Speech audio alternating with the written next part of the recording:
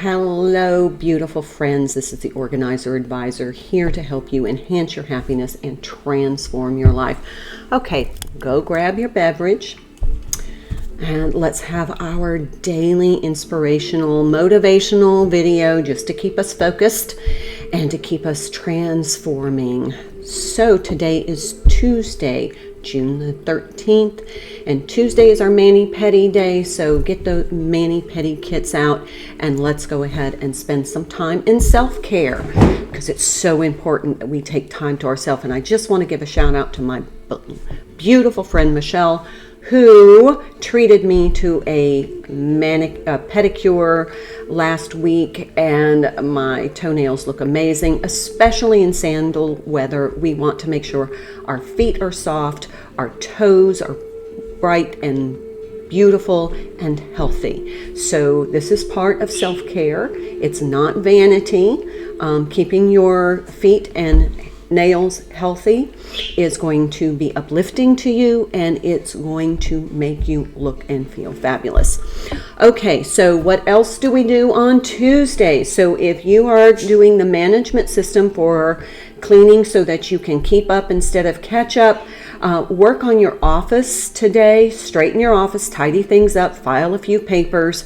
But the challenge that we have at the end of this video, so stay tuned, is going to be dealing with some office stuff. So also remember that our color for today, if you're trying to minimize your time doing laundry, we wear specific colors on certain days so that we can do those colors each night instead of trying to catch up on laundry over the weekend, because we want to preserve our weekends for family fun time. Okay, so greens today. Tuesdays are green days for me, so this is kind of a teal green, but I can do greens and blues together, so I don't have to do laundry tonight. I can wait until tomorrow, and then I can do the load of greens for me and my family, greens and blues, and then I have another load done, laundered, put away, without piles of clothes collecting everywhere. Now, remember, hydrate. So important that you stay hydrated. It is so important to your skin, your vitality, your mental clarity, to release toxins from your body as you move around. Your muscles are releasing these toxins, your cells are releasing toxins, and they gotta be flushed out. So we do that with water-based beverages. Remember, if you're drinking caffeinated beverages, caffeine is a diuretic, so you're flushing water, but you gotta intake a little more too. Check your water hydration needs on a hydration calculator. Camelback.com has a great one. Okay, so stop and take a sip. Health and beauty is manicure, pedicure, hydrate, take vitamins and supplements if you subscribe to that practice. Also eat clean, 30 minutes of exercise. It can be yoga, treadmill, biking, whatever it does to get your heart rate up a little bit, strength, flexibility, and muscle tone.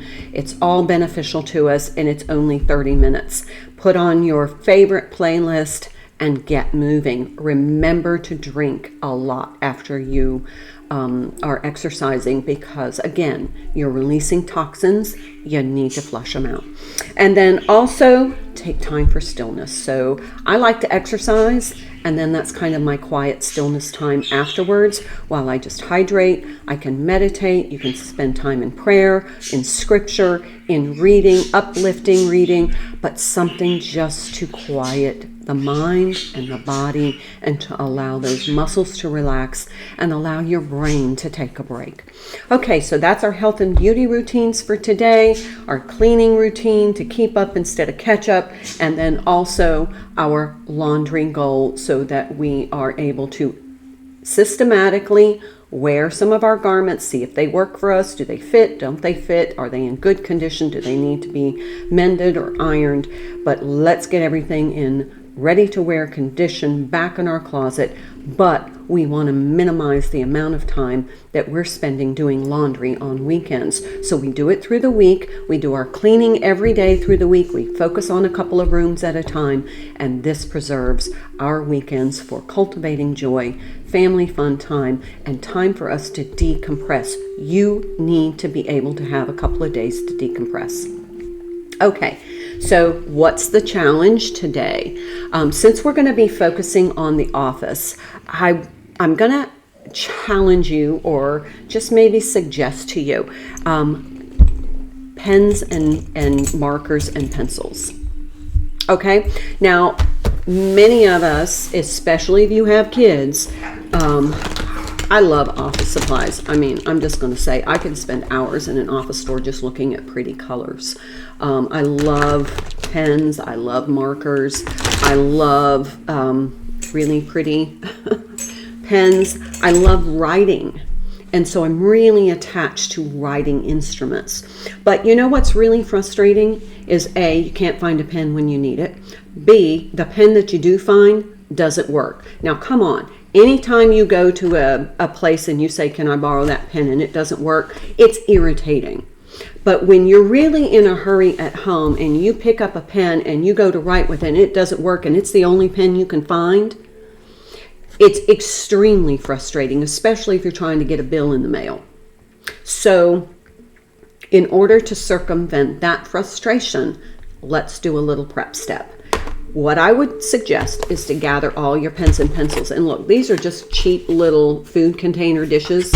And I like to keep them. They're perfect size for pencils and pens.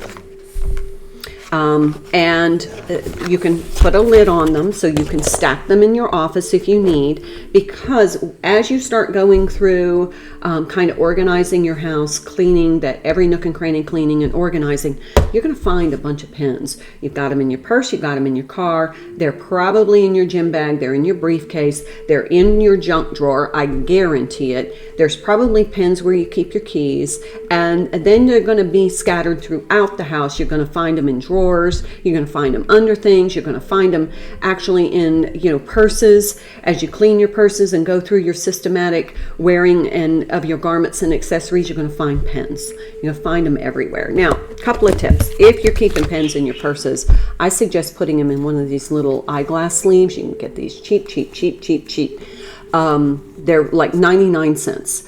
But this is going to save the inside of your purse, especially if you have high-end quality bags. You don't want your pens leaking in your purse. So, I like pens that retract, and I like to keep them in these sleeves in my purse, just because you know what it's like when you ruin a really good designer bag. So, just a tip. The other thing I suggest you do is just go through your pens and just write on get one sheet of paper and just write. Does the pen work? If it doesn't work, either if it's a replaceable ink cartridge, then replace the ink cartridge. Like this was like an $11 pen, but I have some more expensive pens. Here's a Mont Blanc. This is I don't even know which this one was, but I had my name engraved on this one. This was like my business pen. I have some, look, I even have like a Tiffany pen. There's another little Tiffany pen. These are silver pens, and this is like an old antique pen. But you can tell, I love pens. But pens make me feel good, and I love to write with pens. So what I don't love is when I go to write with a pen and the blasted thing is out of ink, or it just doesn't work. So like if it's a cheapo pen like these things and it's out of ink, it's recyclable, or it's tossable. So purge it. Markers, the same thing. If it's low on ink, you're not going to use it. So it's clutter. If it's not usable, it's clutter. If it's usable, it's a resource. There's a big difference. So try your pens out. I also suggest keeping any kind of permanent marker away from children, and sometimes husbands, because damage can get done.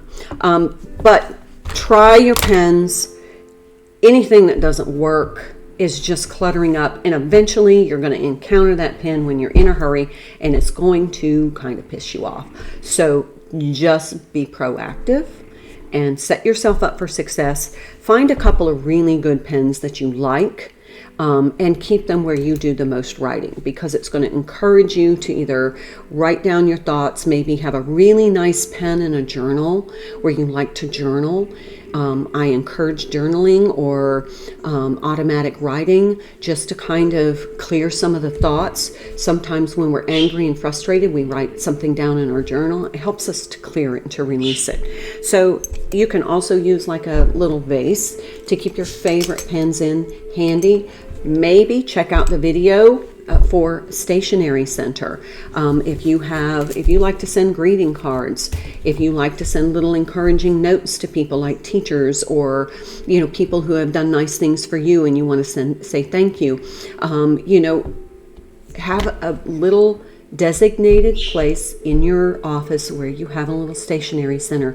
Have your favorite pen there. Have some really pretty cards so that encourage you. Make sure you have stamps so that encourage you to send some of those really nice thoughts to people. Everybody likes to get greeting cards in the mail, the snail mail.